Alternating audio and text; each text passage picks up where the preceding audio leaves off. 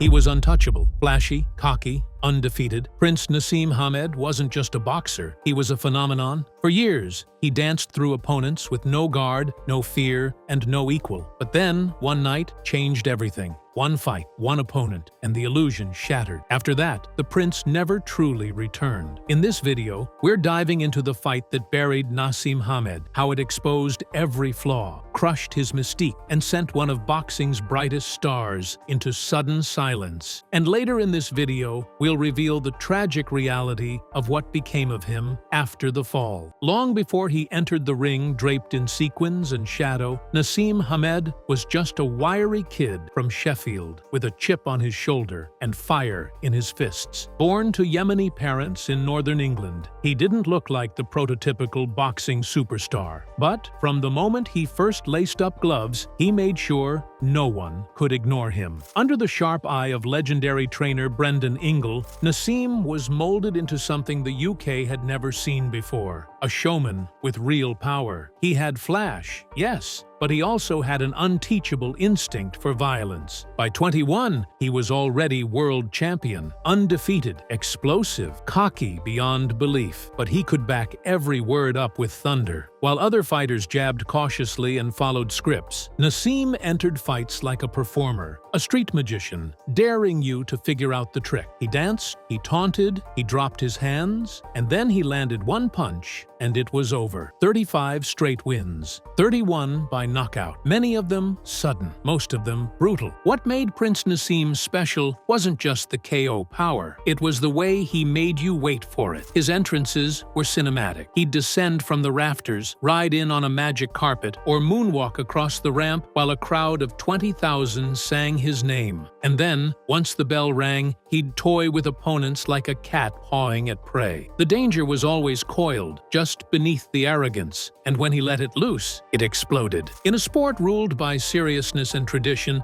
Naseem was a walking contradiction. He mocked boxing's sacred rules, refused to wear conventional trunks, taunted legends in interviews, and yet, even the old-school crowd had to admit, he was real. He wasn't just hype. He wasn't just flash. He was winning. TV executives loved him. HBO signed him. Fans flooded arenas. And in the late 90s, Prince Naseem wasn't just a UK star, he was a global sensation. Everyone wanted a piece of the show. But behind the confidence and circus lights, something darker was beginning to stir. The spotlight that once fueled him was now becoming a cage. The expectations, the pressure, the distractions, they were all growing, and cracks were forming beneath the crown. The world didn't see it yet. The knockouts kept coming. The record stayed perfect. But inside the kingdom, the prince was starting to lose control of his own empire. And it wouldn't take long before someone came along to burn it all down. Naseem Hamed didn't fight like anyone else. He didn't walk like anyone else. He didn't think like anyone else. He was boxing's greatest rebel, refusing to conform, refusing to be tamed. While most fighters lived by technique and discipline, Naseem thrived on chaos. Hands down, chin up, wide stances, wild angles. He was unorthodox to the point of absurdity, and that's exactly why it worked. Opponents couldn't figure him out. They'd train for weeks to box a certain way, only to face a man who seemed to float between dimensions. He'd lean into punches, dodge with millimeters to spare, and land uppercuts from the floor. His timing was surreal. His movement was unpredictable. He was a puzzle you couldn't solve, because the pieces kept changing. But even beyond the ring, Hamed was unlike anything boxing had seen. He wasn't just selling fights. He was selling a fantasy. He wore robes worth thousands, danced into arenas like royalty, and addressed himself in the third person. Fans either loved him or hated him, and that was by design. He was polarizing, dangerous, must-see television. His knockout of Kevin Kelly in 1997 inside Madison Square Garden was pure madness. 4 total knockdowns, 3 by Hamed, ending with a left hook that folded Kelly like paper. The New York crowd had booed him on the way in. They were on their feet by the end. That night, the prince crossed over into America's imagination. He was no longer just a UK phenom. He was a global icon. But as the spotlight grew brighter, so did the shadow behind him. Brendan Ingle, the man who had built him,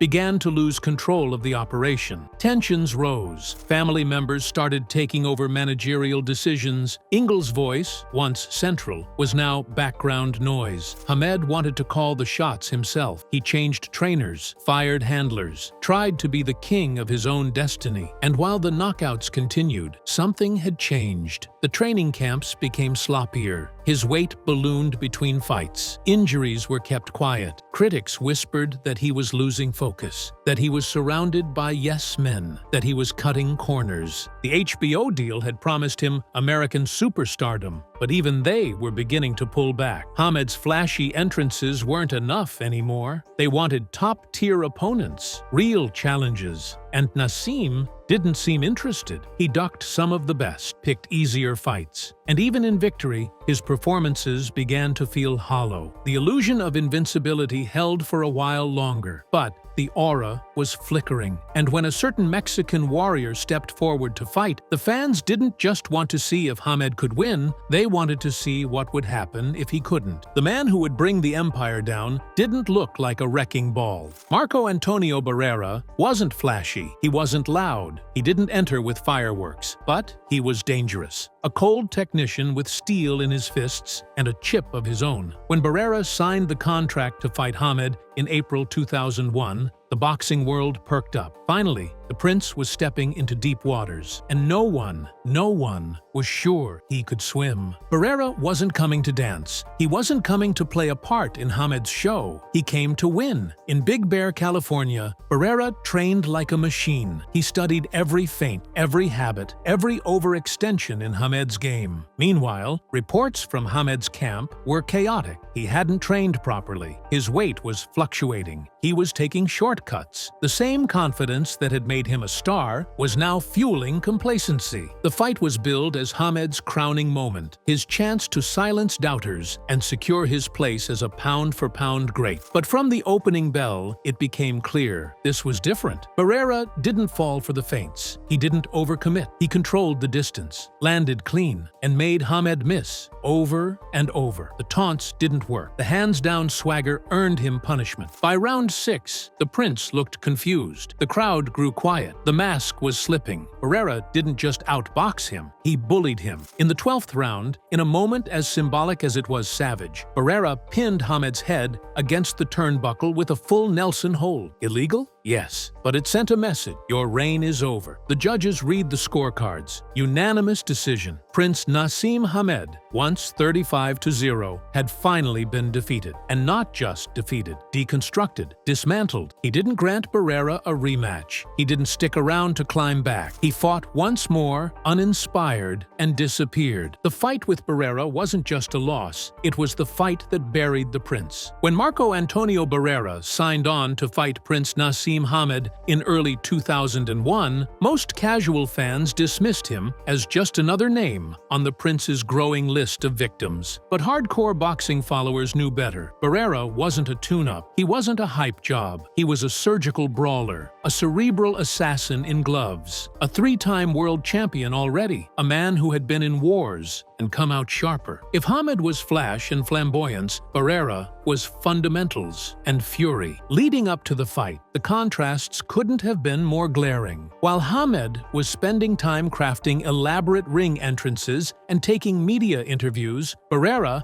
had locked himself away in Big Bear, California, putting himself through punishing high-altitude camps. There were no distractions, no ego, just discipline. His team broke down every angle of Hamed's awkward, unorthodox style. The leaping lefts, the low guard, the tendency to square up. They weren't intimidated, they were studying prey. On the other hand, Hamed's camp was disjointed. His longtime trainer, Brendan Ingle, was gone. Hamed had surrounded himself with yes-men and part-time coaches. His focus was scattered. Rumors swirled that he was 35 pounds overweight in the weeks leading up to the fight, draining himself just to make featherweight. Confidence had morphed into arrogance. He believed his power and reflexes were all he needed. But boxing punishes pride disguised as preparation. Hamed entered the MGM Grand that night in Las Vegas with all the usual fanfare, music blasting, lights pulsing, his signature flip over the top rope. The crowd roared, but for the first time, some of them weren't cheering out of admiration. They were waiting for him to fall. And Barrera wasn't there to put on a show. He was there to end one. The moment the bell rang, you could feel the tension shift. Barrera didn't rush. He didn't flinch. He stalked Hamed with poise, cutting off angles, jabbing to the body, setting traps. There was no panic, just precise execution. The showman was now facing someone who wouldn't play his game, someone who didn't care about the entrance, only the exit. And it was coming. From the opening bell, it was clear. Marco Antonio Barrera wasn't just here to win. He was here to expose. And Prince Naseem Hamed, for all his brilliance, wasn't ready. His power shots missed. His timing felt off. The magic, the unpredictability, it was slipping through his gloves like sand. What he didn't know was that Barrera had been preparing for this exact moment for months. Round after round,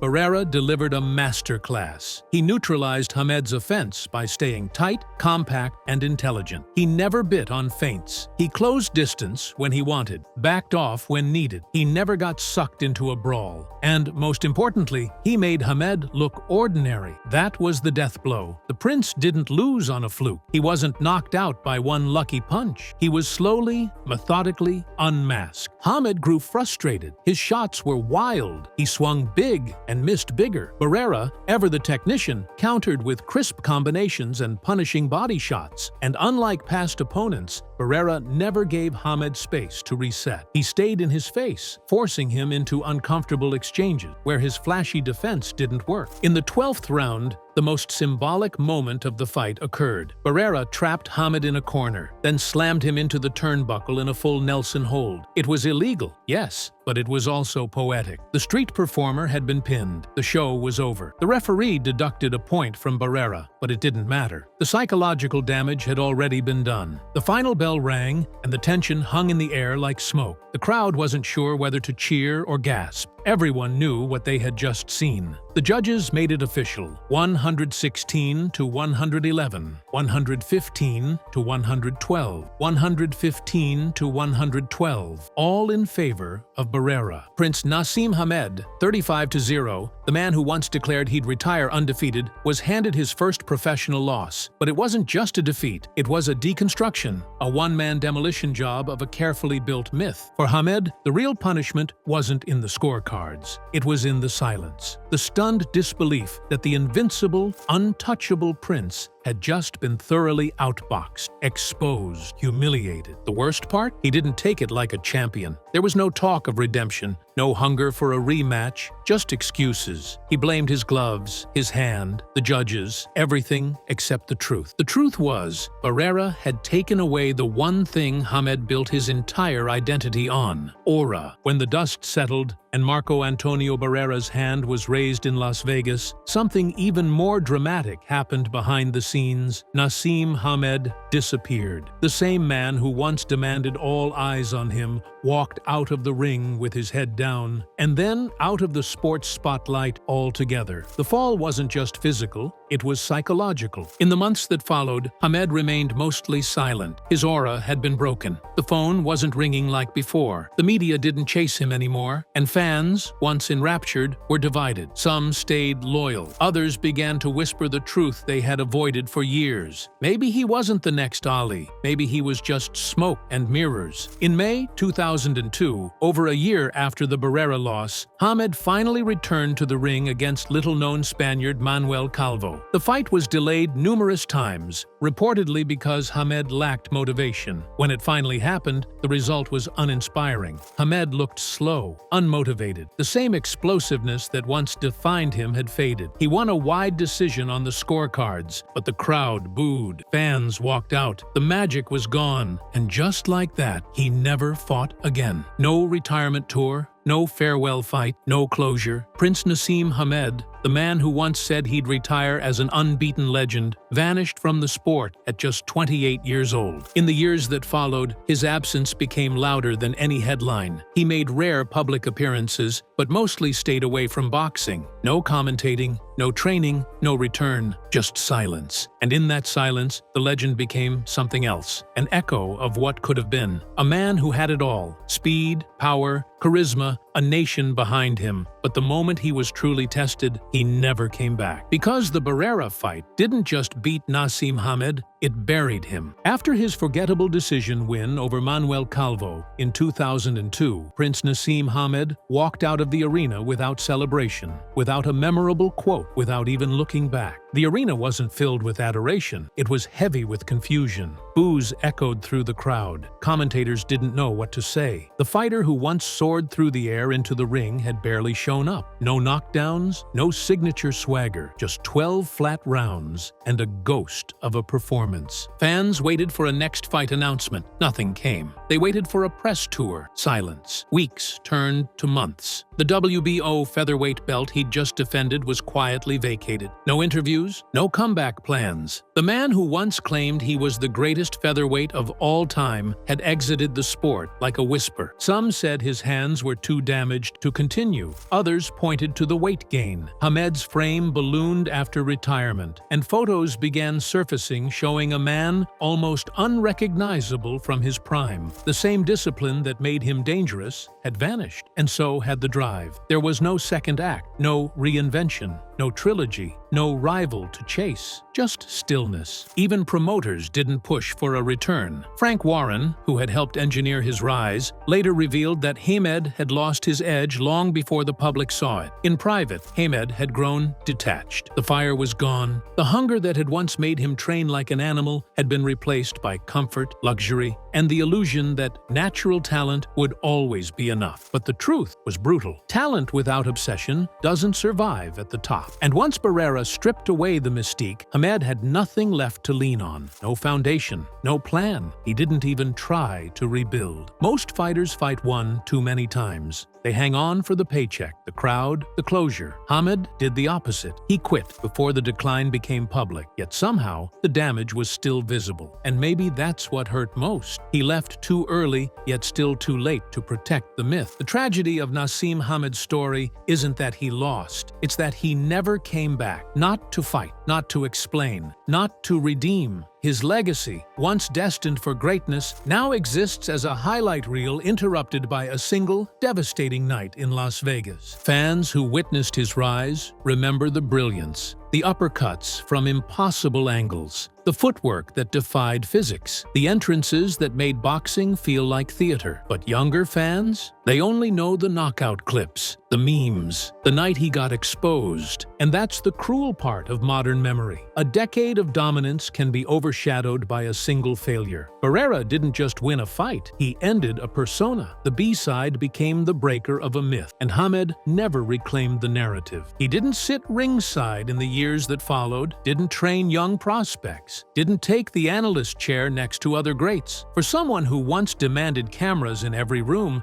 his post-career life became nearly invisible. It was as if the man had locked the doors behind him and swallowed the key. Years later, he was inducted into the International Boxing Hall of Fame, a nod to what he once meant. But even that felt strange, like honoring a story with an unfinished final chapter. Boxing historians still debate where to rank him. Was he a true all-time great or just a shooting star? His record remains impressive. 36 wins, 31 knockouts, only one loss. But the asterisk isn't in the numbers. It's in the exit, the unanswered questions, the roads not taken, the fights that never happened. He never faced Eric Morales, never rematched Barrera, never unified the division. He could have ruled the featherweight scene for another 5 years. Instead, he vanished. And while the fans still chant his name in certain circles, the myth has dulled. Legacy, it turns out, is not just about what you do, it's about how you leave. Naseem Hamed once declared, "I'm gonna shock the world." And for a while, he did. He shocked it with his style, with his swagger, with his knockouts. But what no one expected, what shocked everyone even more, was the silence that followed his fall. In a sport built on redemption arcs, where legends fall and rise again, Hamed chose the quiet road. No comeback attempt, no farewell fight, no closure, just a slow retreat into the shadow. And that decision left something unresolved, not just for fans, but for the sport itself. We watched a prince become a king, and then walk off the throne. And maybe, in some strange way, that's the ultimate tragedy. Naseem Hamed wasn't defeated by age or injury. or a brutal KO. He was defeated by truth. The night Barrera dismantled him, it wasn't just a man losing a fight, it was a myth unraveling in real time. The audience didn't just witness a defeat, they saw the man behind the curtain. The illusion broke, and Hamed never recovered from that moment. Today, his story lives in fragments, viral knockouts, grainy footage of epic entrances, photos of a young man who moved like lightning and spoke like royalty. But behind every highlight lies a question. What could he have been if he didn't stop? The prince had power, charisma, timing, but what he lacked was what Barrera had in spades: humility, discipline, and the willingness to evolve. In the end,